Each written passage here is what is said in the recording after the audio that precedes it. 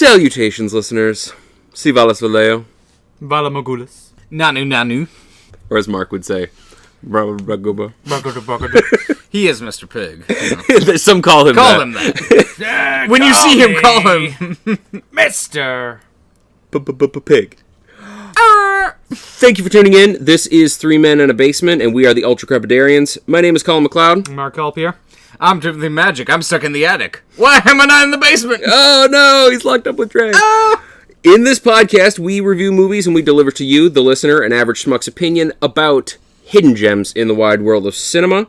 In this podcast, we try to target movies that are not absolute blockbuster smashes, not so obscure that you couldn't get your hands on a copy if you wanted to, but instead, we like to aim for that delightful sweet spot of movies right in the middle.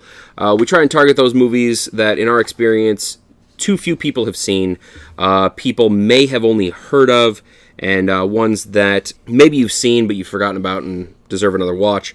We review them and we deliver to you our take on whether or not they're worth digging out of. The attic where Tim is locked up, or the basement where he should be locked up, or maybe a family video or a good old-fashioned blockbuster video. I think there's one of those left in the United States. What's a blockbuster?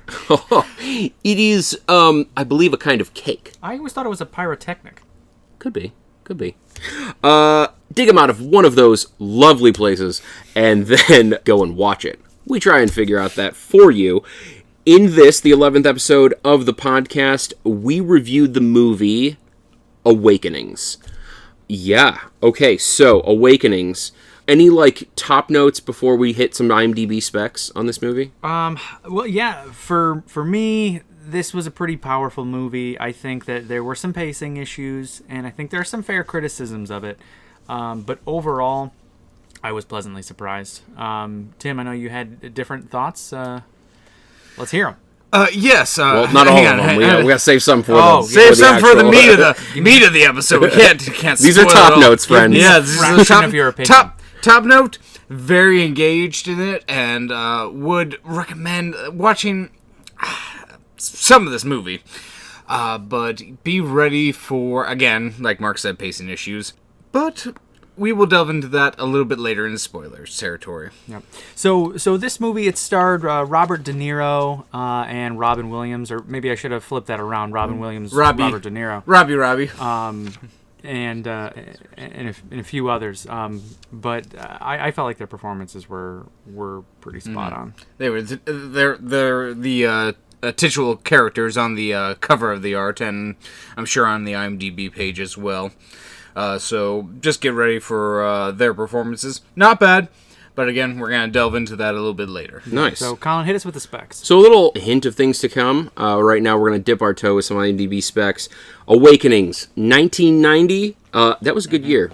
It was a good year. Good year for cinema. Yeah, the Berlin Wall had come down a year before. I was 2 years old. That's a big deal. You guys realize that we're like 30 years into the end of the Berlin Wall. Mm-hmm. East and West Germany coming together. I think we had an anniversary recently. Yeah. Perhaps.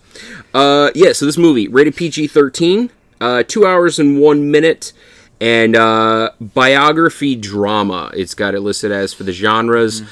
Biography, so I'm going to jump right in and say, I feel like biography in the same way that, was it Citizen X they listed as biography? Yeah, and crime drama. Yeah, and I don't... I felt some tones of that too, yeah. It's I don't know if I would call this a biography necessarily. Yeah. It is a true story, though, and I feel like that's why biography is listed. The story is true, the narrative probably not so much. Right. Yeah, just like I think we went in as we were plunging into Citizen X, just so for listeners at home, if you're plunging into Awakenings, take it with a grain of salt that it is going to be a flair for the theatric.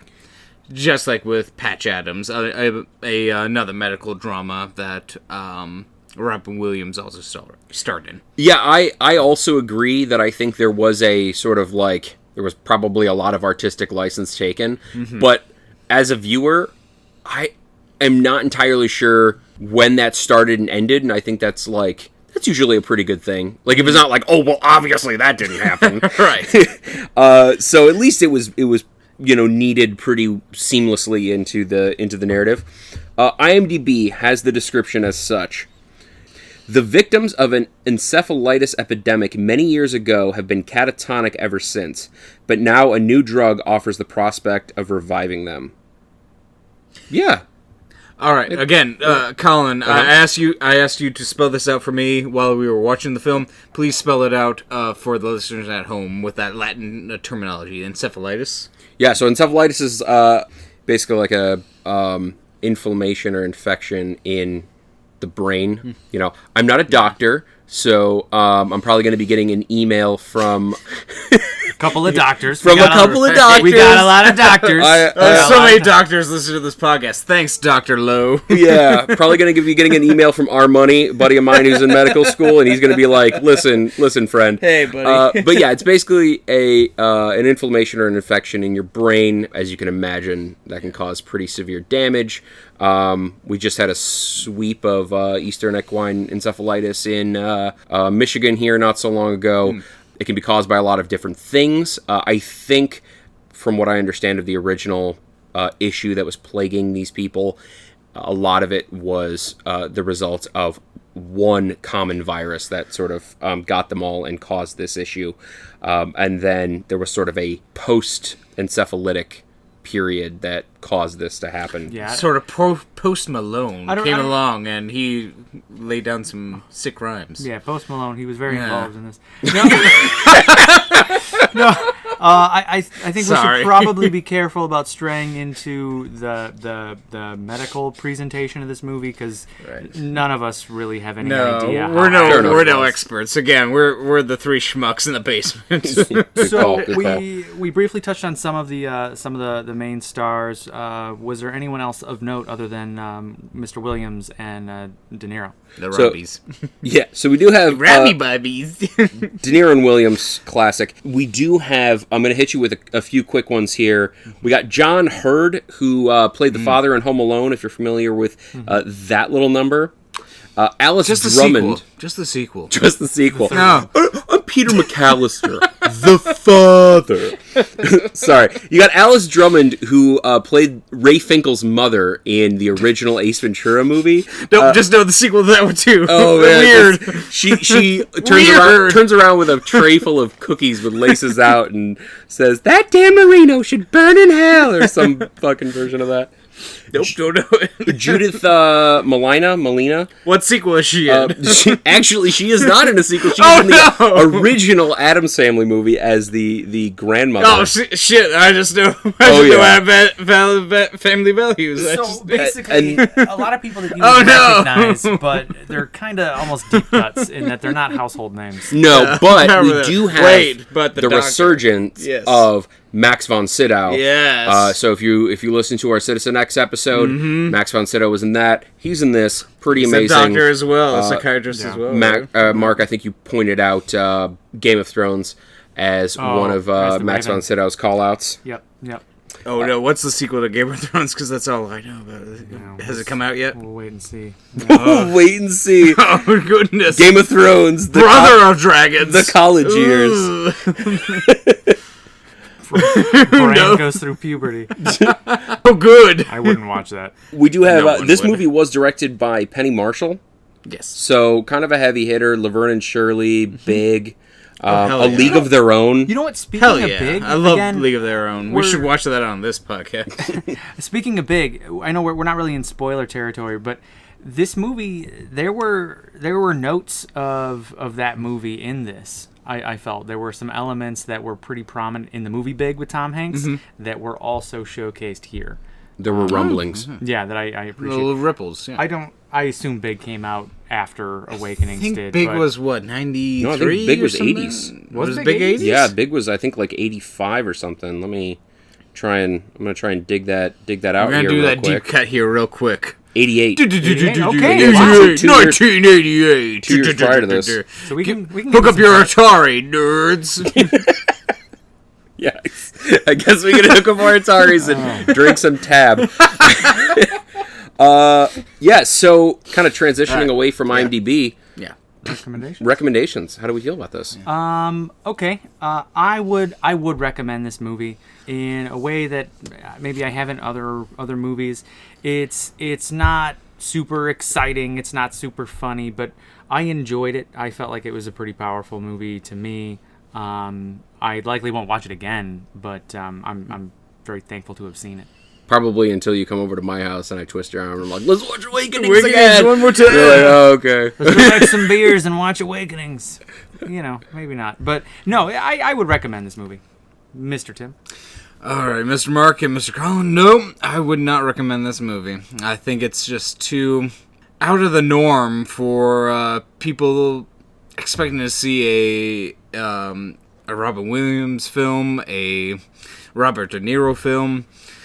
The Robs, they deliver very, very good performances, but after the first third of the movie, no, can't recommend it. It just drags too long.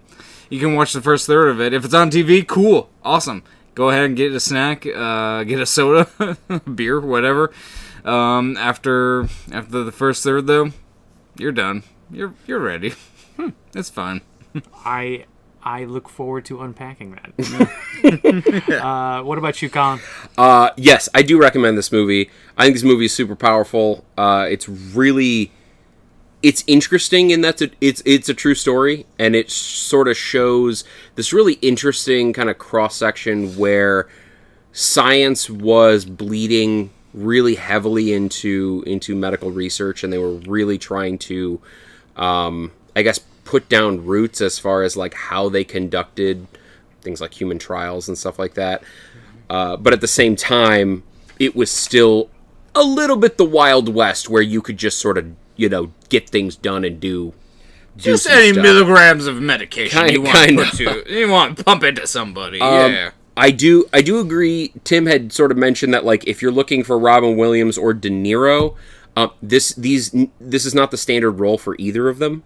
So, like, don't expect the genie from Aladdin, and don't expect, De Niro from, like, Goodfellas. Mm-hmm. I But think there were hints of Robert De Niro from Goodfellas. yeah, little slices of it. Yeah, that's One true. scene. One scene that we'll unpack here again. Okay. Actually, this is yeah. scene 63. Okay. F. 63F. Okay. We'll Yeah, get to that. yeah. Well, and actually, that pretty much continued. 63F through 63L was pretty convincingly De Niro. Yeah. No, but this definitely, the performances of both of them were outstanding, and I would definitely recommend this movie. Again, with the caveat of it's a little slower because it's a true story. Most true stories are, and it is the kind of thing where if you're the kind of person who is really into Michael Bay and you want explosions every 30 seconds, like, this isn't your movie. There are no cars that turn into robots. Very few, at least. Okay. It's But again, if you're going in, if you look at the cover of Awakenings and you're going in there expecting that, then shame on you. I wouldn't even call this Diet Bay. Here's the- shame on you. If Diet you're- Bay if Zero you're- Light. If you're going into Awakenings expecting that, shame on you. Otherwise, then yeah, I totally recommend it.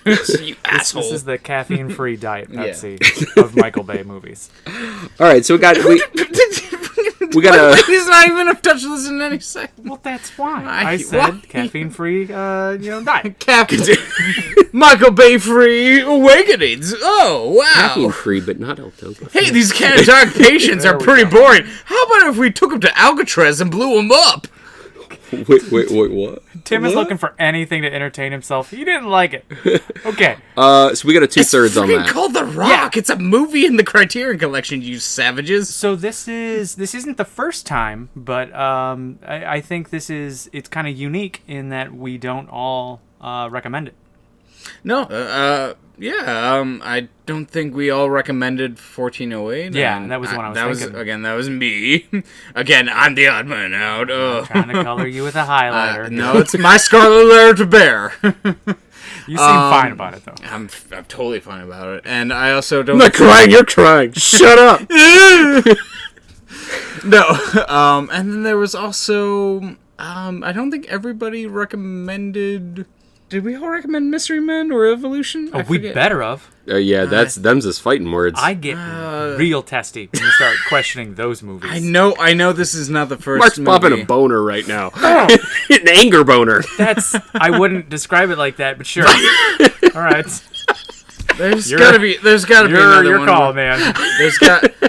Colin, did you recommend It Follows? I forget. Oh yeah, You totally. did recommend it? Yeah, totally. Oh shoot, because that was the other one. I mean, all of these movies are coming out of my collection, so I'm definitely Right. going to be like on the recommend It's really- side yeah. a lot more than the non-recommend It's side. really hard to However, slate Colin against this. but to be fair, like I think they all genuinely are like worth recommending. It's like you own them. So, are we ready for the spoiler territory? Yes, I think so. I would like to offer up a casual blah blah blah blah. Do you guys? Spoilers. Okay, we're gonna drop some money. We're gonna drop some big money on this. You guys ready for it? not ready for it. Hang on. We've got a treat for you. We spent the big bucks. When I looked over at you, I didn't think you were going to pull your phone out. But I am definitely not stalling for time. No, not at all. But here you go, everybody. Worth and they're. Worth it. I was about to say there goes our budget, but we're in debt now. Oh no! So oh no! we are in debtor's prison. So let's spoil this bad boy. Let's jump Negative into $8 billion. How? let's jump into depersonal overview. What is Personal the, overview. What is the time frame? This is what the Yeah, so this movie opens sometime in the 1920s. I want to say it was like 1927, 1929, something like that. So, yeah. And basically, what you've got is a young man in Brooklyn, and Defacing a bench. oh yeah, he's carving his name into it. True story. And you call him a young man. These are boys. These are like 11-year-olds. What a Sure. raging bull that kid is. yeah, he was a young boy. It progresses pretty quickly, where basically he's playing with his friends, and he starts to undergo basically like a small sort of tremor or seizure. His hands start shaking. He probably got tinkled by stardust. Could be. Again, I'm naming Robert. Yeah, you're De Niro really movies. running down the Robert De Yeah. Niro list here. But yeah, He was a pretty good fella. his Anyway, hand has yeah. a tick. I'm trying to exhaust them all so we can move on. Let me go. Hang on. One more thing on IMDb So here. it ends up progressing, and it sort of like shows him and his mother. He's in his room, and basically it jumps forward to 1969. We're in 1969. Summer of Love.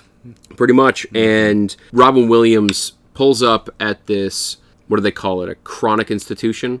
Basically, an institute for anybody who is going to be a chronic patient. So this is frequently psychiatry cases and frequently neurology cases, but not exclusively. Well, it opens up. It's a job interview, and he's a neurologist, or he's a doctor who handles. Not neurological. He's like a neurological researcher. Researcher, I think, is a good word for Yeah. it too. Yeah. He's not a medical doctor. He doesn't have any real experience with patients. No clinical experience So whatsoever. he spent. This is funny too. It leads into a quote that I have for later. But he said he spent 5 years trying to extract a certain chemical out of the brains of earthworms. Yeah. So that just kind of shows what kind of person he is. He's Very not, meticulous, very pedantic. yes. Again, I think it credits that. This is why I love the first third of this movie, because it sets it up very much like the first act of Citizen X, where it's showing us the meticulous nature of our protagonist. It's not telling us. Yeah, show not tell. Yeah, for it's sure. fantastic in the first third. It mirrors that with Citizen X, which I love so much. So basically, Robin Williams is at this new facility. It's the facility's not new. He's new to the facility, and he starts noticing that there's quite a few patients that are sort of exhibiting the same symptoms. And in a sort of early establishing scene, there's a patient that gets wheeled in, and he ends up trying to communicate with her. She is fully catatonic, unresponsive. He ends up kind of in a defeated move, taking her glasses off and polishing them, and then he ends up putting them back on her face, and then basically he turns his back, and when he turns back around, she is sort of leaned over in the wheelchair, holding her glasses in her hand.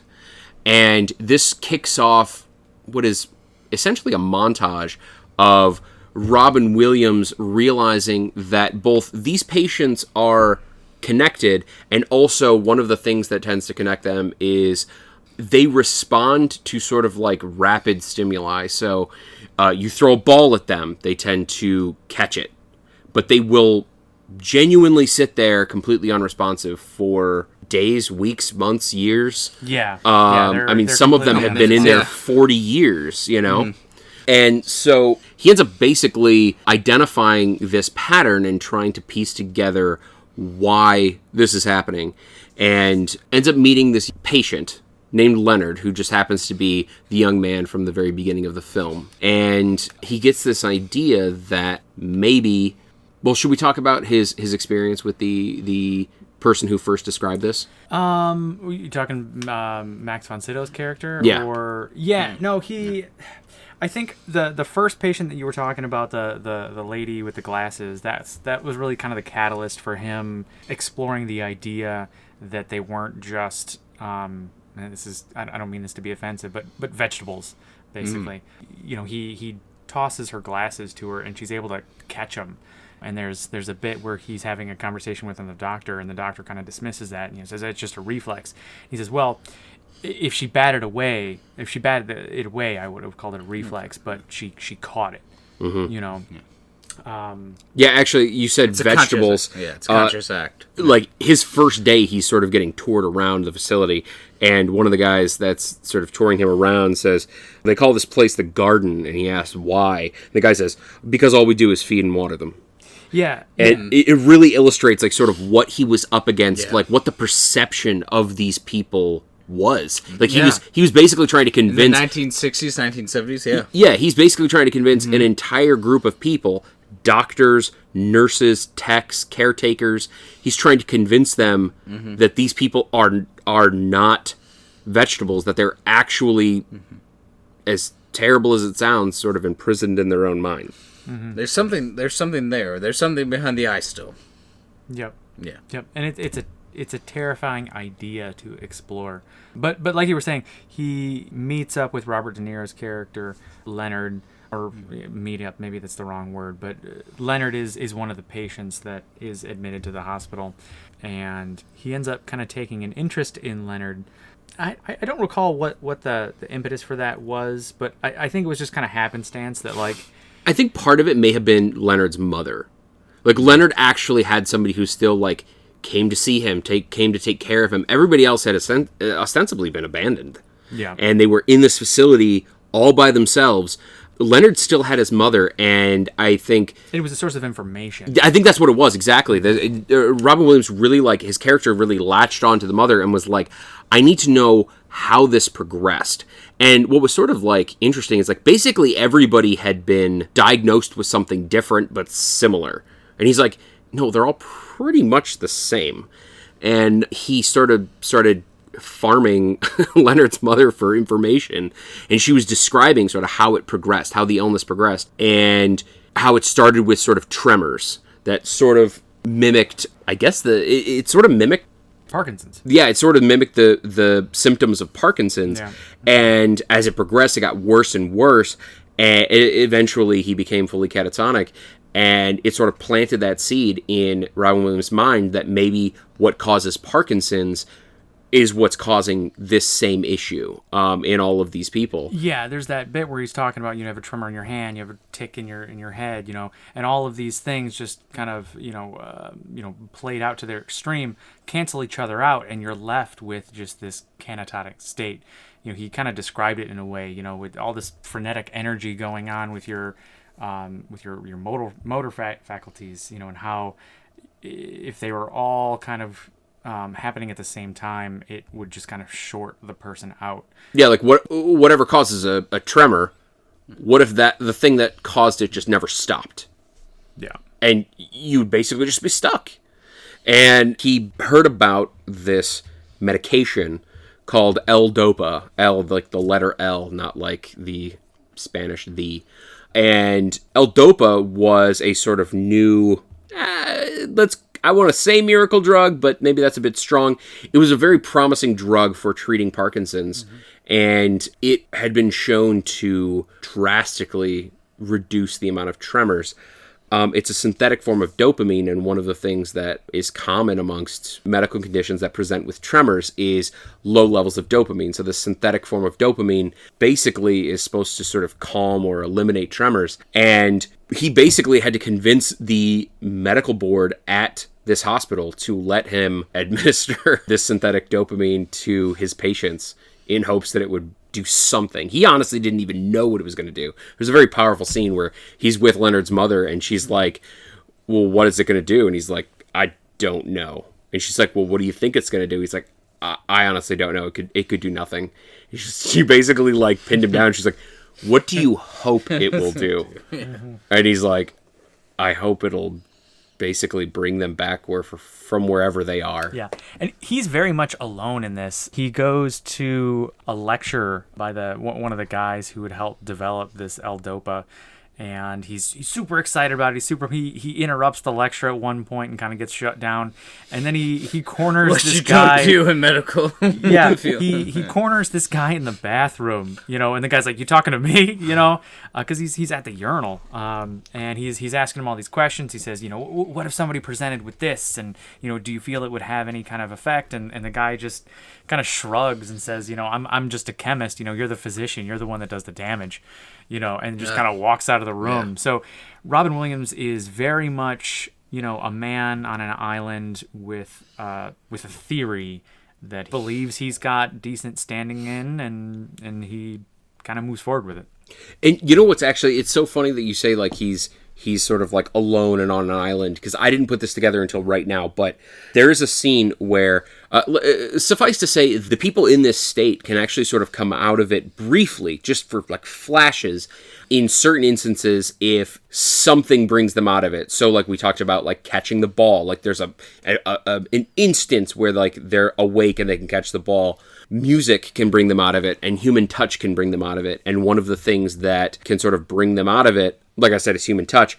And so he started working with Leonard before he had given him this medication with a Ouija board. And he ended up spelling out this name that was like, I mean, I don't know how he pieced it together, but... Let's clarify for a quick second, though. He's using a Ouija board, but he's just trying to use it as a tool so that Leonard can communicate non-verbally. There's clearly he's not supernatural. He is not like this is just a board with channeling a 19th century like Victorian child. Like it's an official Hasbro TM. Yeah, but sorry, I cut off here. No, totally. How dare you use any off-brand Ouija boards? So he's basically bastards. Trying to use this as a communication tool, and Leonard ends up spelling out this thing, and Robin Williams' character has to decipher it. And when he deciphers it, he ends up basically stumbling across this poet and this specific poem by a poet. And there's a scene that is just crushing where it's sort of voiced over by Williams reading this poem. And the poem is about, what do you want to say, incarceration? Mm-hmm. It's about basically being in a metaphorical prison, and it's very clearly about Leonard being in a prison of his own mind.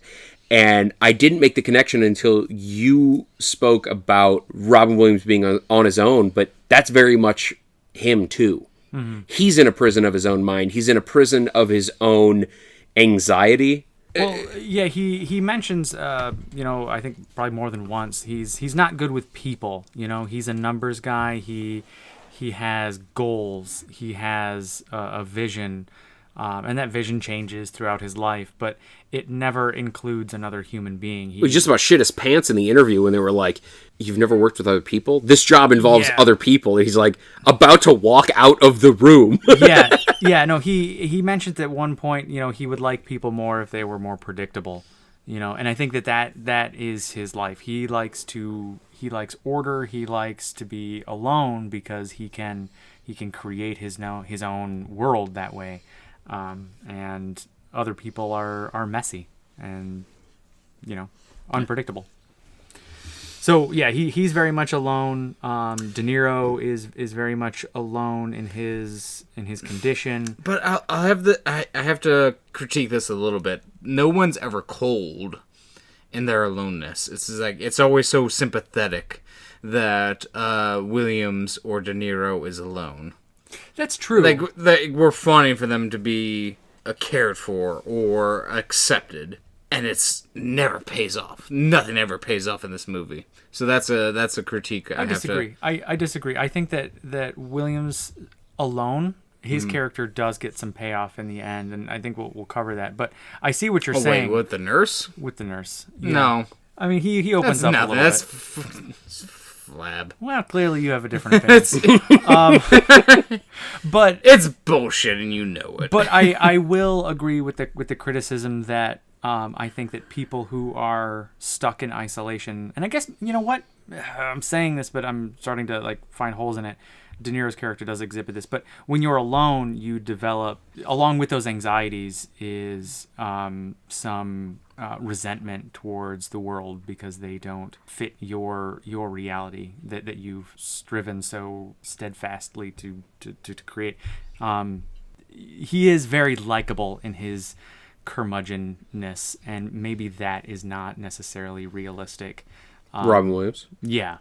I think that a recluse, in the way that you kind of see, they may not have the same heart that he shows, and that was probably for the purpose of the narrative of the movie, and maybe didn't serve reality. I don't know. Fair, yeah, that's fair. That's fair interpretation. But I think that's another good example of like sort of the artistic license that they took, where it's like, I don't know if he was genuinely like this, and if he was, that's really cool.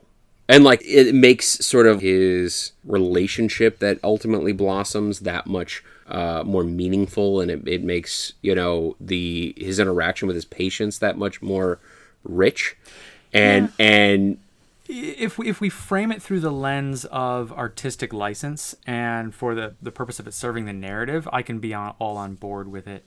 But if we're trying to be factual with it, that again, it serves the purpose, and I think it makes for a better piece of cinema for him to be likable. But there is a little bit of a suspension of belief there. I don't know. It's a fair criticism, I think, if you dig into it a little bit. I don't know. Let's continue, because there's still a lot to unpack. Yeah, there really is. So basically, what ends up happening is, after identifying sort of all of these ways for these people to communicate outside of their catatonic states, he ends up getting permission to administer L-Dopa to one of his patients, Leonard, played by Robert De Niro. Say permission, use that word loosely. Yeah.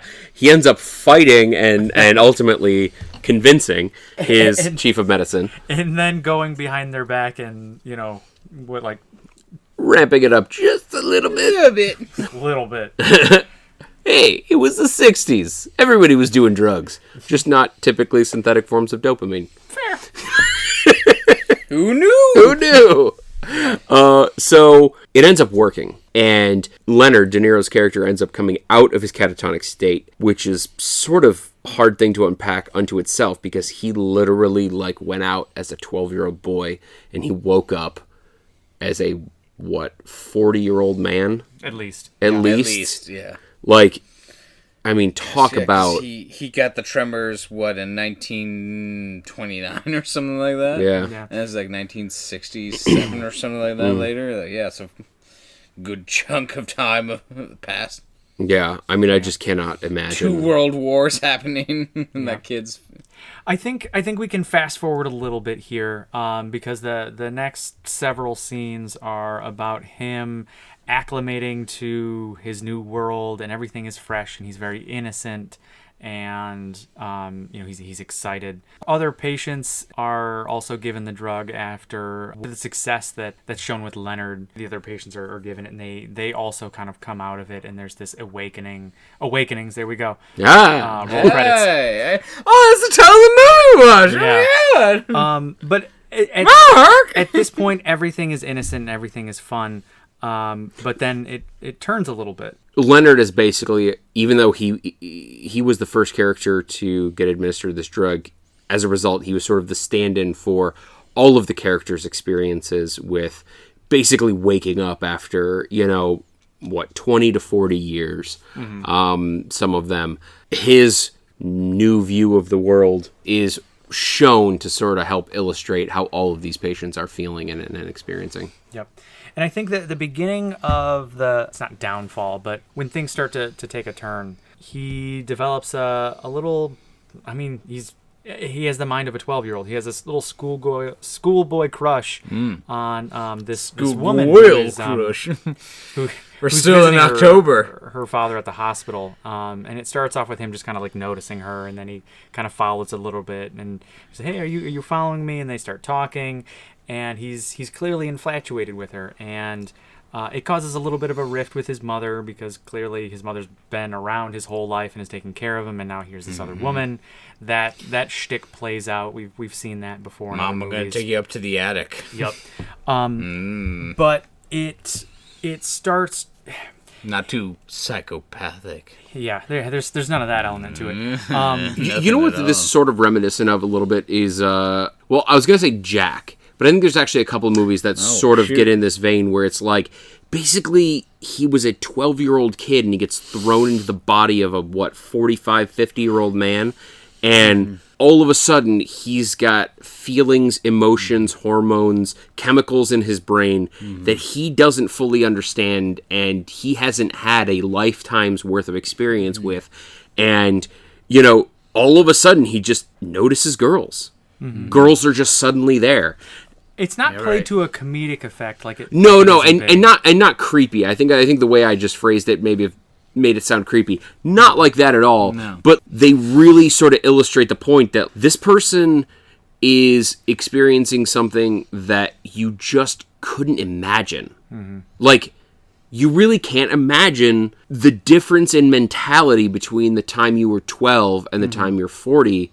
Just not being there, all of the lessons that you've learned, all of the experiences that you've had, all of the brain development that goes along with like putting the brakes on your own understanding and perception. Yeah. Just suddenly not being present in a human being. Like, this person had an absolute mountain to wrestle with respect to their own body and their own mind. Yeah. So now I do want to again. I hate to compare movies at this stage of the podcast, but it feels like Awakenings is really ripping off Lorenzo's Oils. It's an amazing movie covering a very similar case where there was a catatonic clients dealing with Lou Gehrig's disease. And they... Was it Lou Gehrig? I thought it was, it was adrenal leukodystrophy. It was ALD. Is that... Oh, I could be mistaken. I thought it was Lou Gehrig's disease, but I haven't seen it.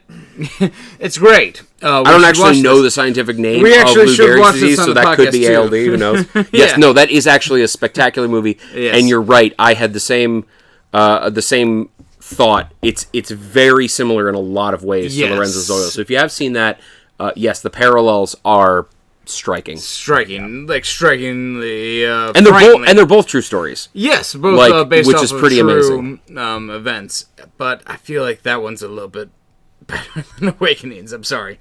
So I feel like Awakenings is just riding on the coattails of that. I don't know which one came out first, so I don't have it in front of me. But to that degree of the historical, based on a true story element. Lorenzo's Oil was a little bit later. I want to say that was mid-90s. Maybe 91 instead of 90. But I don't know. I think they're different enough to where they both sort of have their merits. But they are very similar in sort of their content area. So actually, I would honestly, personally, I would say if you like Lorenzo's Oil, I think this is actually a movie to check out if you haven't. Yeah? Yeah, definitely. I would say watch Awakenings first if you haven't watched Lorenzo's Oil, because it didn't do it for me. Well, if I do ever see Lorenzo's Oils, then it certainly will be after I've seen Awakenings. So, continuing a little bit here, he develops this crush, and it kind of opens his eyes to the wider world out there, and he starts looking outside, and he gets this in his head that he wants to go for a walk. You know, it's a really simple request. It's a simple desire. But I've seen this clip on YouTube, actually. And he just wants to go on a walk, you know. And when he's trying to explain himself to the doctors, he's like, they say, for what purpose? For what purpose would you go on this walk? I say, well, I want to go outside, and I want to decide if I'm going to go this way or if I'm going to go that way, and I just want to go for a walk. And they deny that request, and he is bound and determined. He just beelines it for the door, and they have to restrain him and pull him back, and he's very upset about it. And I think that from that point on, he starts declining again. He starts becoming bitter and upset, and I think it's understandable. You're, again, buzzword, awoken out of this catatonic state for 30 plus years, and you're not even allowed to go on a walk. He makes the comment, I haven't done anything wrong. I'm not a criminal. I'm not a danger to myself or anyone around me. I just want to go for a walk. And once he's denied that and he's restrained from doing that, he becomes bitter at the hospital. It's a tone shift for sure. And he also becomes like sort of borderline paranoid. And I think one of the sort of like beautiful lines that this movie rides is it's very it doesn't come down on a side of whether or not that paranoia was driven by the drug, fucking with his brain chemistry, basically. Right. Or if it's because he's a perfectly reasonable person who's locked up in a place that he can't get out of, which would make anybody paranoid and anybody angry and fitful. So it sort of rides this line for a while, and he eventually kind of submits and is like, all right, he doesn't submit that he was crazy or manic, but he does admit, like, I'm having tremors again. They're getting worse. Well, hang on. I think we jumped a little bit too much. He goes through this bitter phase, and along with that, coupled with that phase of bitterness and anger, is a return of the tremors. That seems to be tied. I don't know if it was intentionally, if it was coincidental, or maybe one was the cause of the other. Either way, I thought it was the effectiveness of the medication.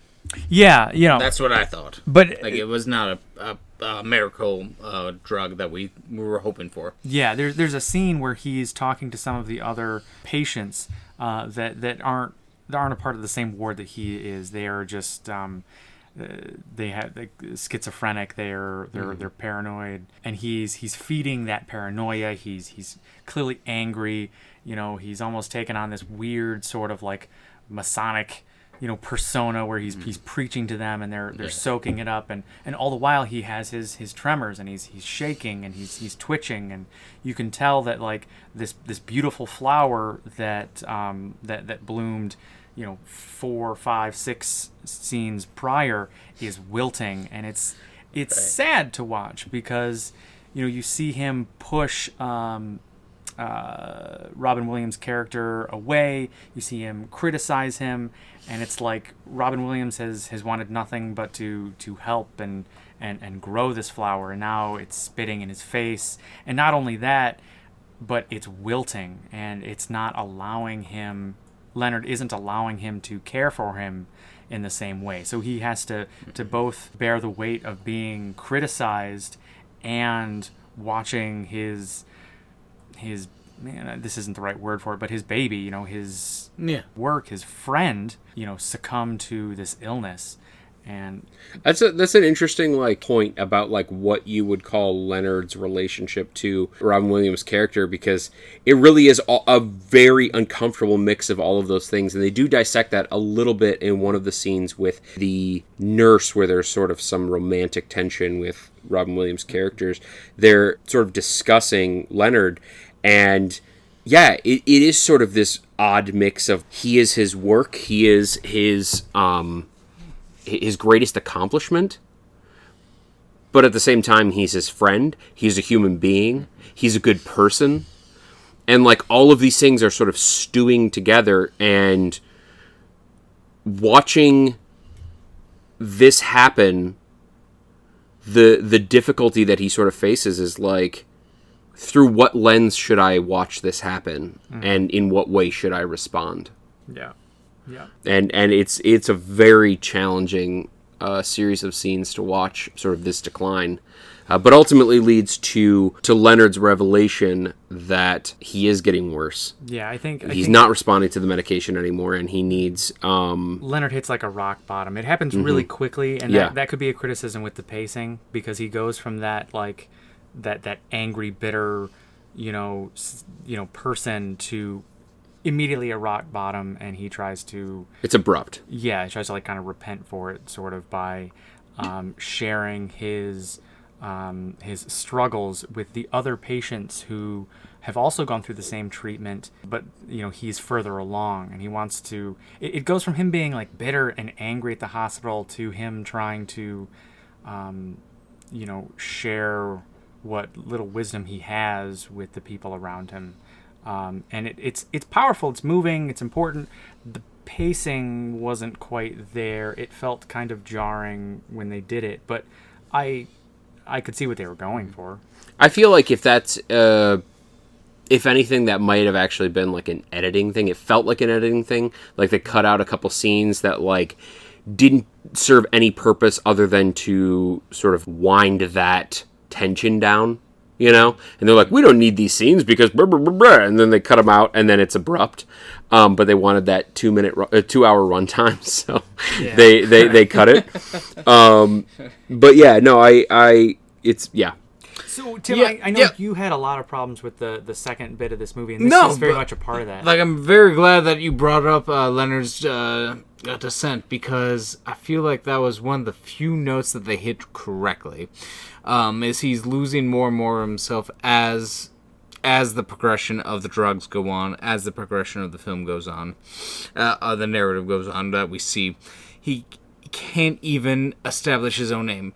In the first act, we see him boldly describe himself, Leonard, park bench. Clear, bold words carved in the bench. At the end of the movie, he can't even pen out more than 2 letters. Oh, I didn't appreciate that. You didn't appreciate that tie-back. That's good. I'm glad you pulled that out.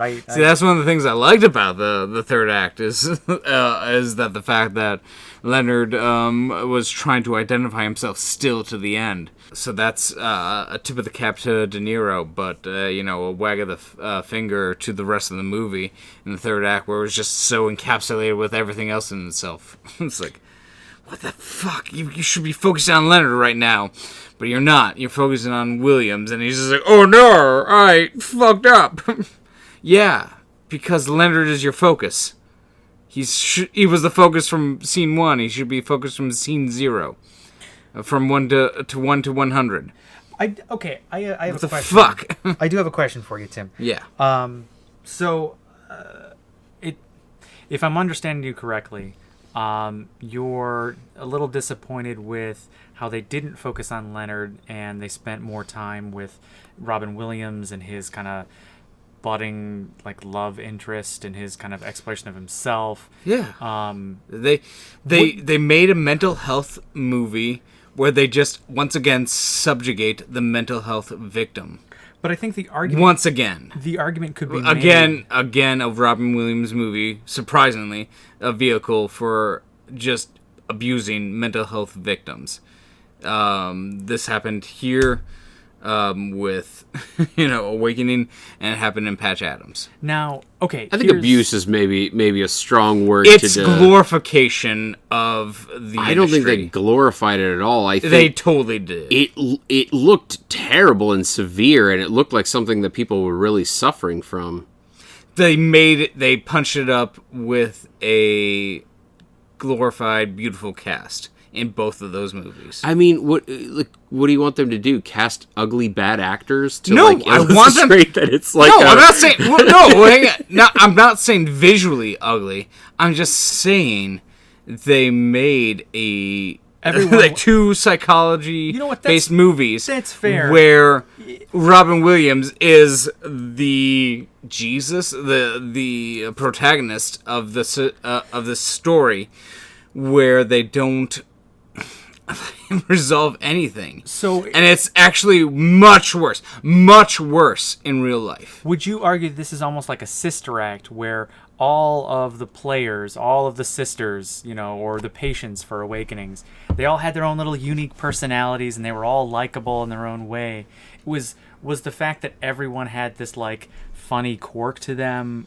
Is that kind of what you're trying to get at with the criticism, or am I missing? You're missing the point, because my criticism is the fact that they're underplaying the heavier tones, because they are just brushing over the fact like, oh, we're fine because we're doing Awakenings. They're awake now.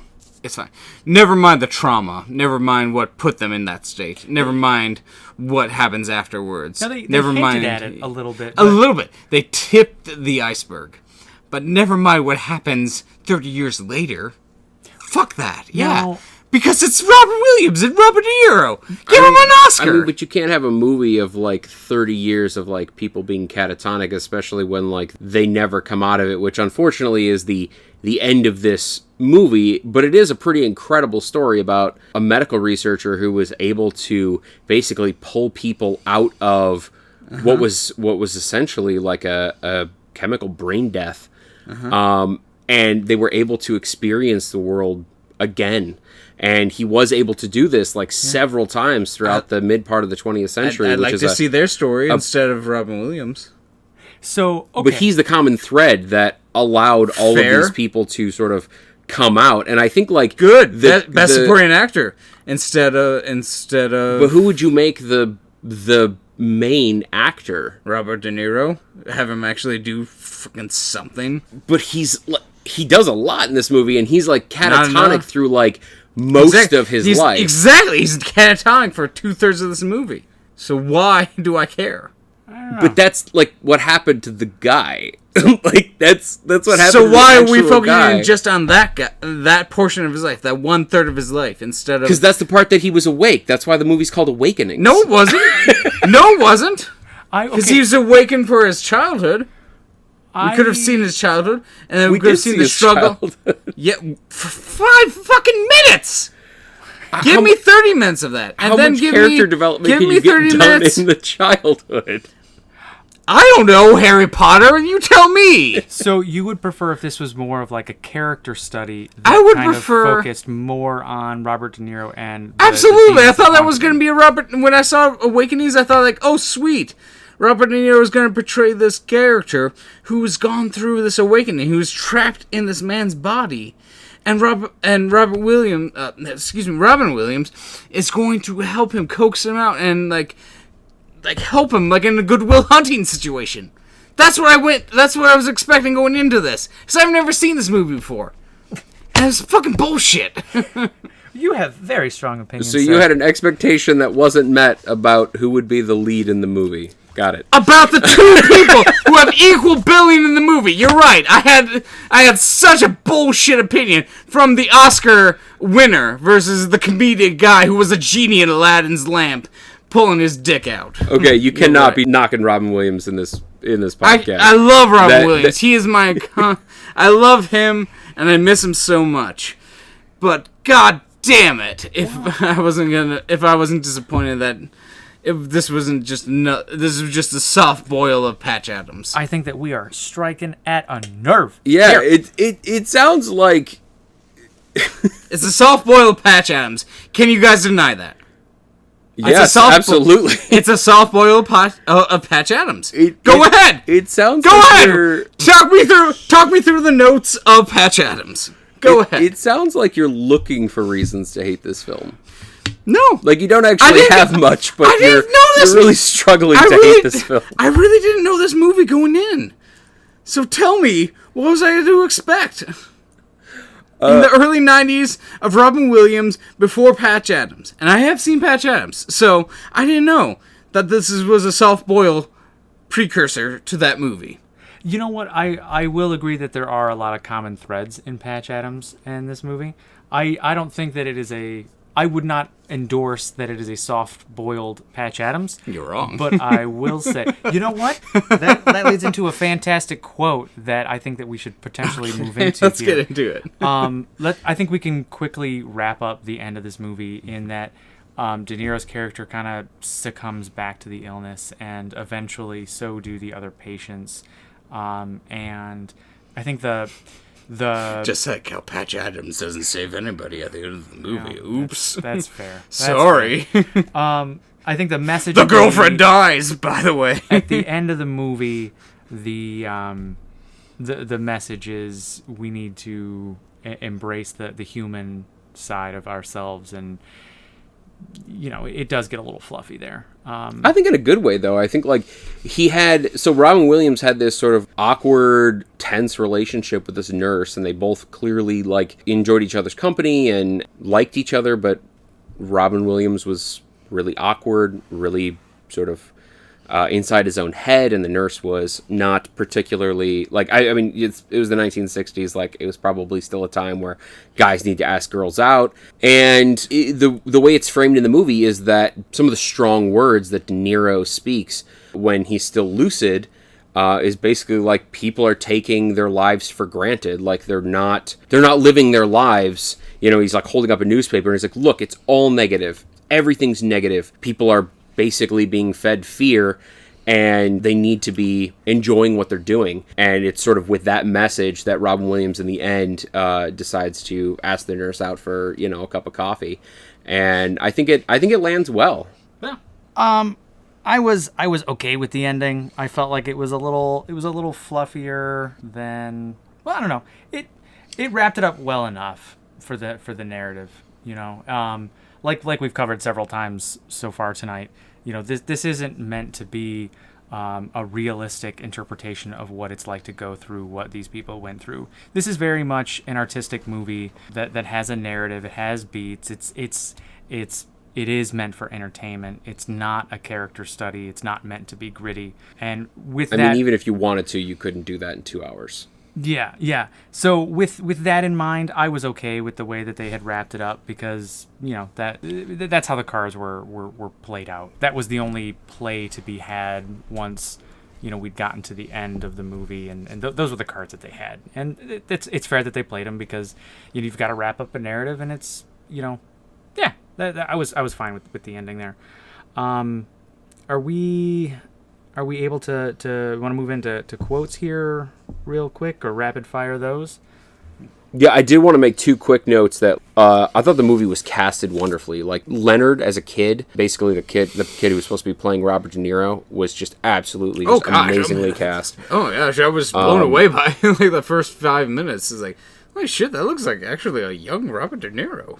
Also, the score was amazingly compelling. Mm-hmm. It was it really led you around, and it actually bled pretty seamlessly into a lot of the scenes. There was 2 scenes where the score was sort of happening, and I was taking notice of it, and I noticed there's actually somebody playing the piano in the background, and I basically don't know if the music is supposed to be coming from the piano in the scene or just as sort of ambient sound. It's a really well scored film.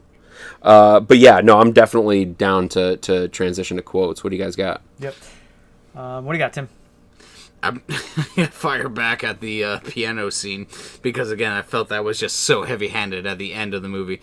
Again, I love the first third of this movie, but god damn it, if the 2/3 don't piss me off. And that piano scene is in the last third. It's one of the last scenes. Wait, what's wrong with the piano scene? It's just so heavy-handed, in my opinion. I mean, I feel like it's just that's par for the course for a drama in the 1990s. It's just maybe that's the 90 movie style coming out, but god damn if it's not stupid in my head. I mean, I feel like that's the same logic that looking back on a film in the 40s and being nobody in the Midwest spoke like that with that mid-Atlantic accent that doesn't actually exist anywhere in the world. It's yeah, but that's the way films were made, and it was sort of the zeitgeist. No, if they actually spoke like that in the 40s, then yeah, no, that's fine. But nobody fucking played piano in the 90s. Go home and lick the cat's butt. That's the quote. Not only does this quote from Wayne's World, by the way, beautifully capture his character at the beginning of the movie, but it also captures the dynamic of this particular podcast.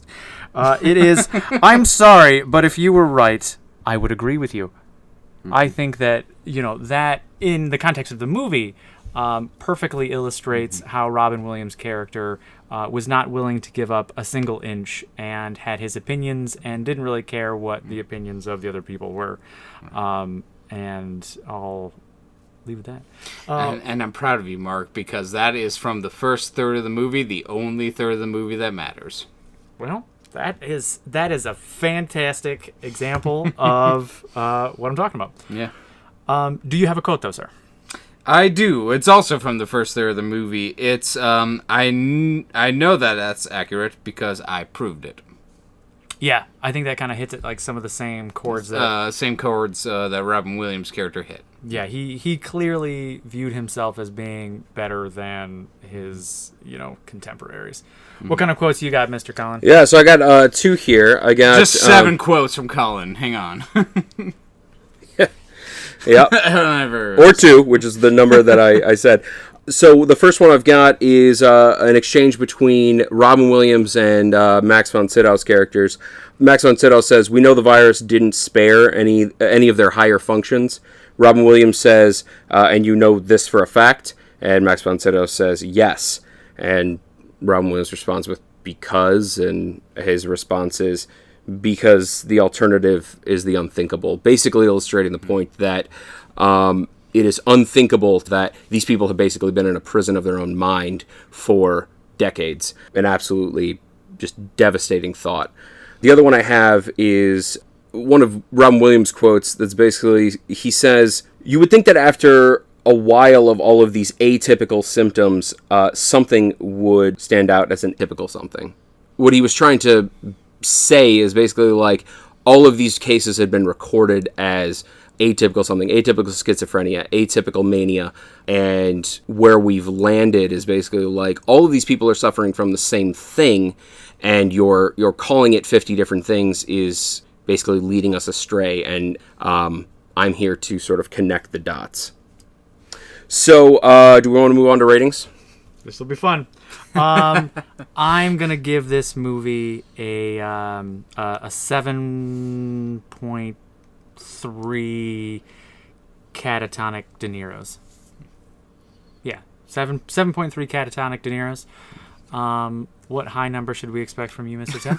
Super high number. So many high numbers. 15.5. Wait, no. Oh, wait, hang on. Out of 10. Out of 10. Okay. Oh, out of 10. Okay, then I gotta do metric. Hang on. Or imperial scale. Hang on. Oh, and we got. Oh my gosh. You gotta account for the change in the Earth's magnetic. For the beardage of the Williams. Yeah, for the Williams beardage, I'm going to give it 5.5 trusted lucky baseballs thrown at catatonic patients out of 10. So 5.5 trusty baseballs. See, that's higher than 1408. That is over 50%, folks. Boom. Wow. Unexpected. I know, right? What do we got, Mr. Collin? Yeah, I think I'm going to have to give this a 7.7 milligrams of L-Dopa. 7.7? 7.7. All right. Well, this was a fiery debate here on Three Men and a Basement. How many Oscars did they snob off of? By the way, I don't know. DeNiro, so good. I was 2 so years good. old. Yeah. I wasn't watching as many Oscars. Yeah. Or Academy Awards, I think that's what it's called. Take us out. All right, well, that is all for the All Crep Review. Thank you for listening. If you have any ideas for movie reviews, email us at 3, that's the number 3, meninabasement@gmail.com. You can find us on iTunes and Google Play, or wherever you find your podcasts. And until then, I'm Colin McLeod. Our call, Pierre. Timothy Magic. Peace.